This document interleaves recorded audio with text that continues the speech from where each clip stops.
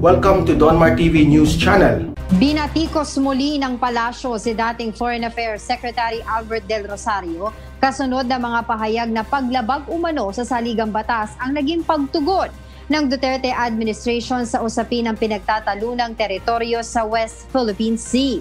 Hinikayat ni Presidential Spokesperson Harry Roque ang ibang abogado sa bansa na magsampa ng reklamo laban sa dating opisyal bagaman sinabi nito na hindi niya personal na pag-aaksayahan ng panahon ng issue.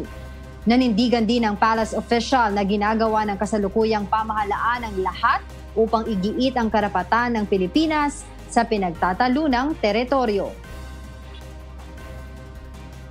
Mr. Del Rosario, if you want to talk about who the real traitor is, ikaw yun. Ikaw ang namigay ng teritoryo sa China. At ikaw, habang hindi ka makapagpakita na teritoryo na binigay ng Presidente Duterte sa ibang bansa, manahimik ka dyan.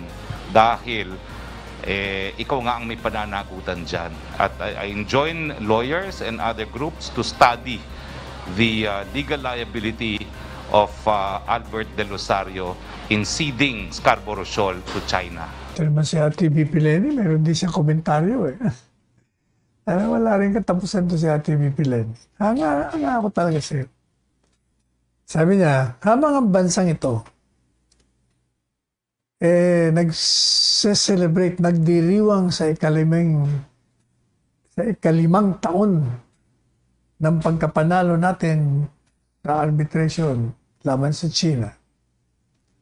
Kaugnay dito sa maritime dispute sa West Philippine Sea.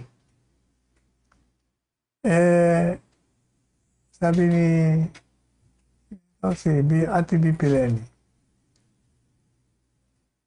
kailangan daw pagtuunan natin ng pansin yung mga mangingisda na nagdurus at nagdaranas di umano diyan sa West Philippine Sea. Sabi niya sa kanyang programa sa radyo, marami raw mga Pilipino hindi nakikita ang katotohanan na yung China talagang pilit na pinakikialaman yung ating teritoryo, pumapasok sila. Habang totoo na, ito may epekto sa atin, sabi ni BP Lenny ito mas naapektuhan yung mga mangisda. Ito yung kanilang income depends on fishing. Bakit daw may dalawang Chinese Coast Guard sa loob ng shoal? Nakaanggol sila at mga Pilipinong mangingisda, pinagbabawalan. Nakakagalit daw. Anong gagawin mo? Kung nakakagalit, BP Lenny, ano naman magagawa mo? Ako talaga. Anyway, yan nga natin si BP Lenny. Let her voice her sentiments. Part of democracy. Meanwhile, ito, isa pa ito. Yung kapatid ni Anthony Pangilinan, si Gigo. Ganon din ang kanyang panawagan. Kailangan daw ipaglaban natin ang ating karapatan dyan sa West Philippine Sea. Sapagkat ito raw ang susi upang tugunan natin yung problema sa kagutuman, sa kahirapan, at yan sa pagkamahal ng singil sa atin sa ilaw. Yung pong tribunal ruling sa ngayon kay Kiko, ito raw ay sinarado yung ating stake sa disputed waters. Pero ganun pa man, sabi niya, pagpatuloy natin yung ating pakikilaban para mapangalagaan ang ating teritoryo. Bakit? Ano bang ginagawa natin? Ganun nga ginagawa natin eh. Ikaw talaga. Iko, ano bang gagawin natin sa'yo? Ay, walang katapusan talaga, no? Walang katapusan. Ito naman Partido Liberal. Pinapapurihan si nasirang Presidente Aquino. Sapagkat daw itong si Presidente Aquino ang nagdala sa tagumpay dyan sa arbitral ruling sa West Philippine Sea. Kailangan daw po ang Liberal Party tumayo sa kahit na kanino. At yung ginawa daw po ni Presidente Pinoy ng pagpapile ng kaso dyan sa United Nations,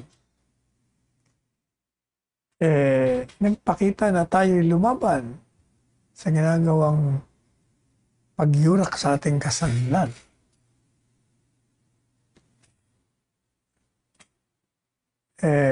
Para sa Partido Liberal, yun daw pong pinanalo natin, yung arbitral victory.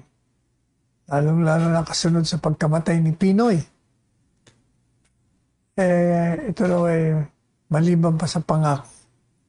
Ito ay paalala na kailangan yung kabutihan, katapangan, at malakas na pamamahala ang palaging ipatutupad natin. Kaya, pareho lang naman sinasabi niya. Pati itong Partido Liberal, kinikriticize na naman si Presidente Duterte dahil paying lip service daw sa kanyang campaign promises standing up to China, and supposedly ito ay symbolic and act of defiance, riding on a jet ski and planting the Philippine flag on an all-out truck in the disputed West Philippine Sea. Nagdiriwang tayo ng ika-5 taon ng pagkakapanalo natin sa Hague. Papasalamat tayo kay Pinoy, sabi ng Partido Liberal. And the rest of the patriots instrumental in this effort. Naku, alam niyo ba, mahirap yung sinasabi nito Sapagkat, kung magbabasa kayo ng column ni Bubi Tiglao, meron siyang ini-expose doon. Pati nga yung si Hilbay. Di ba? Dati kakampi ni Justice Carpio yun Yung tungkol po sa West Philippine Sea. Alam mo, pagbabasahin mo yung column ni Mr. Tiglao, lalabas doon na kaya pala sila nag-file ng arbitral ruling para itong China tumigil na, hindi matuloy yung pakikipag-ugnayan sa oil exploration, sapagkat daw ang involved doon yung mga negosyanteng malapit kay Pinoy. Yun daw yun